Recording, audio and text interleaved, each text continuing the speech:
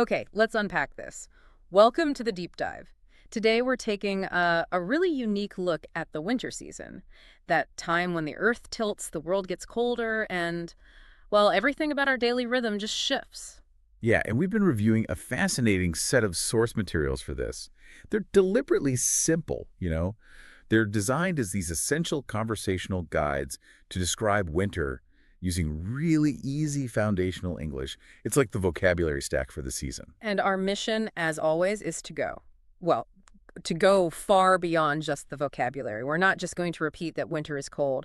We're taking these basic observations, the descriptions of blankets, hot soup, long nights, and we're trying to extract that deeper, universally human experience. Right. We want to identify the core psychological, dietary, and behavioral changes that truly define life during the coldest time of the year. Exactly. So for you, the listener, this is a kind of a shortcut to being really well informed about the season's impact. We're translating simple descriptive language into, hopefully, a more sophisticated insight. hmm Giving you a framework for understanding not just what winter is, but why it feels so fundamentally different. Let's jump right into that immediate sensory experience then. The sources, they lead with the obvious. Winter is very cold. That's the baseline. But what I love is that right away, there's this wonderful contrast noted. Oh, yeah. Even though we all hate being frozen, there's a specific pleasure mentioned, enjoying the cold air in the mornings because it feels fresh. That crispness is just key, isn't it? Yeah. The sources acknowledge that the cold is inconvenient. But that specific morning chill, before the air gets stale or the city really wakes up, it provides a sense of alertness, A natural reset. a total reset. It's an invigorating contrast to the stuffy warmth of being inside and that feeling that really defines the start of a winter day for so many people. Right. And the very first human response to that sharp cold is Yeah. it's the massive change in wardrobe. We immediately have to adjust our physical state. We go to our pile of layers. Pile of layers, yes. The sources detail the necessary attire: jackets, sweaters, and gloves. It's such an instant physical response that signals this transition into a whole new way of living. It's an immediate, necessary change. And it moves from those external layers right into our internal habits. You can't just wear a jacket. You have to change your routine to maintain warmth and comfort, 24/7. So what specific behavioral changes are we talking about here? The ones that are just essential for survival and comfort? Well, the list it's extremely relatable. You got things like taking warm showers, sleeping with blankets. And let's be honest, usually more than one blanket. Definitely more than one. And then, sitting near a heater and the basic necessity of just drinking warm water or other warm beverages. These are integrated habits. You don't even debate them. You just do them. That transition from the cool air outside to a steaming shower inside, or huddling by a heat source, it's like a daily survival ritual. It structures the entire winter day. It really does. And I find it fascinating how easily the sources connect this routine to simple language. They give phrases like, I stay warm by using a heater. But the most insightful example for me is, I sleep early because winter nights are long. That simple sentence does incredible heavy lifting, doesn't it? It summarizes a personal behavioral change, sleeping earlier, and it explains the astronomical reality, the extended darkness, all in one breath. It just shows the efficiency of essential language when you're describing a time of, restricted light. Okay, so once we've dealt with the necessities, the clothes, the showers, the heaters, we move beyond just survival and into the enjoyable rituals. When the outside world is cold, people instinctively create what you called an indoor comfort stack. Absolutely. And that stack is built around warmth and predictability. The sources focus so heavily on warm liquids. Drinking hot tea or hot chocolate isn't just about hydration. These are deliberate, micro rituals of comfort that you actually look forward to. They punctuate the colder hours. And the food prep steps up, right? Specifically, the general enjoyment of hot soup. It's the ideal steaming vehicle for internal warmth. It's instantly soothing. But wait, how do these indoor comforts relate to interacting with the limited daylight we have outside? Do people just hide? Not at all. And that's the interesting part. There is an intentional engagement with the light. People actively seek out and maximize the available warmth when they do venture outside. We see that common activity of sitting under the sun in the afternoon, directly seeking that natural, fleeting heat source. But the sources also mention engaging with the evening chill in a different way, going for short evening walks and listening to music. So you're not avoiding the cold entirely. No, you're interacting with it on your own terms. You bundle up and you embrace the quiet, bundled up quality of a cold evening. So if we connect this to the bigger picture, these predictable rituals, the hot drinks, seeking the sun, that deliberate, controlled walk, they introduce a sense of structure and comfort. Exactly. When the external environment feels harsh and unpredictable, these warm activities restore a sense of control and, I think, contribute significantly to our mental calm. That sense of comfort leads us directly to the culinary shift. Yeah. And this deserves its own focus because winter just fundamentally changes what we crave. It's not just a matter of taste. No, it's deeper than that. The sources detail the specific traditional warming foods people enjoy: soups, nuts, and warm bread. But the specific preference for grilled food and hot snacks, that really jumps out. It appeals to this need for immediate, satisfying, tactile heat. You can almost picture it, right? A street vendor selling grilled corn or hot peanuts. It's instant warmth delivered directly to your hands and to your core.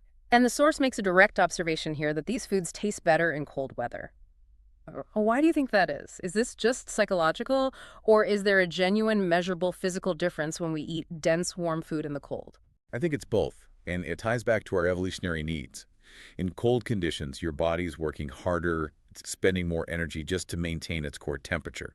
So this increases the demand for dense, energy-rich foods like nuts or warm, substantial bread. Okay, so your body is literally asking for more fuel. It is. And when you introduce a high-caloric warm food into a cold environment, the contrast is amplified, and the body's reward system it goes into overdrive. So the richness and the warmth of the food are heightened by the chill around you. It stops being just a snack and becomes an act of necessary replenishment. Exactly that. The cold sharpens our perception of warmth and richness. A hot chocolate on a summer day is pleasant. A hot chocolate after coming inside from the snow is salvation. It's that immediate relief and energy that transforms it from mere sustenance into this profound culinary pleasure. Now, for the section that brings all these insights together into practical conversational takeaways, we've discussed the physical, the behavioral, and the culinary experience, but now let's synthesize it into usable, simple conversation points that you can deploy immediately. This is the core skill for our learner-listener. The sources provide 4 fundamental, easy English phrases for talking about winter. They are simple, but they are incredibly potent tools for communication. All right, let's break them down. Number 1, it is very cold today. So simple. That phrase instantly addresses the sensory reality and sets the context for the whole conversation. It's the universal point of agreement for the season. Number 2, I like wearing warm clothes in winter. And this one captures the mandatory behavioral adaptation. It communicates not just the action, but also a sense of comfort or preference within that necessity. It lets the listener share their own strategy for dealing with the cold. Number 3, the nights are longer in winter. This one is so powerful because it encapsulates the astronomical reality, the tilt of the Earth. And it implies all the resultant changes, more time indoors, earlier bedtimes, the overall structural shift in daily time management. It's like 3 ideas wrapped up in 4 simple words. And finally, number 4, I enjoy drinking hot soup. And that captures the culinary comfort and the social ritual. It allows you to pivot the conversation towards specific warm foods and indoor enjoyment. By using just these 4 simple sentences, you can efficiently communicate the key sensory, behavioral, time-based, and comfort characteristics of the entire season. They are the essential building blocks. So we started with the physical chill, but let's move to the emotional resonance. When people discuss winter, the emotional description found in the sources is really striking, feeling relaxed, calm, and peaceful. I find the calm part a little counterintuitive. If you're cold and restricted, why does that lead to peace and not, frustration? Well, I think it's the necessity of slowing down that creates the calm. You mentioned the structured routines earlier, the warm drinks, the blankets, the early nights. Winter forces us into a period of necessary restriction and retreat. Because we accept that external activity is reduced, we invest more heavily in internal comfort. So that structure, that slowing, often registers as peace. That's right. It's a seasonal acceptance of introversion. That makes a lot of sense. It's like the seasonal equivalent of deciding to stay home and not feeling guilty about it. And this internal sense of calm seems to dramatically fuel external connection. The sources specifically highlight how winter encourages social connection, mentioning the enjoyment of winter holidays and family gatherings. Yes, because when you are physically retreating indoors, you are automatically seeking warmth, both literally from the heater and, figuratively from others. When you have a shared experience of dealing with the cold, it brings people together. It's the shared pursuit of comfort and warmth, a universal experience. And I think the ultimate takeaway provided in our sources is simple yet profound. Winter brings people together. It summarizes the entire deep dive. The challenges of the cold necessitate layered responses, physical, culinary, and social, and they all converge into this unified, shared human experience. So, we've successfully taken the most fundamental, simple descriptions of winter designed for a learner and turned them into, I hope, a holistic understanding of the season. We covered the sensory reality of fresh, crisp air, the necessary changes in routines like warm showers and using the heater, And the deep, fulfilling joy of warm foods and grilled snacks. and the resulting feelings of peace and togetherness fueled by that structure and connection. We've given you the essential language and the underlying psychological and physical context.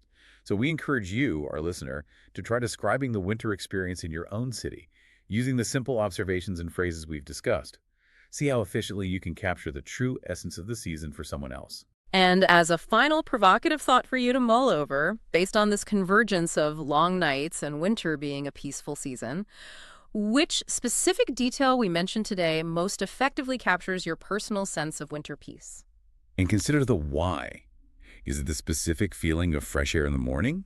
Is it the deep warmth you get from that grilled snack? Or perhaps the quiet structure of listening to music during an evening walk? Your answer tells you exactly what kind of comfort you seek when the world turns cold. And that is a knowledge worth having.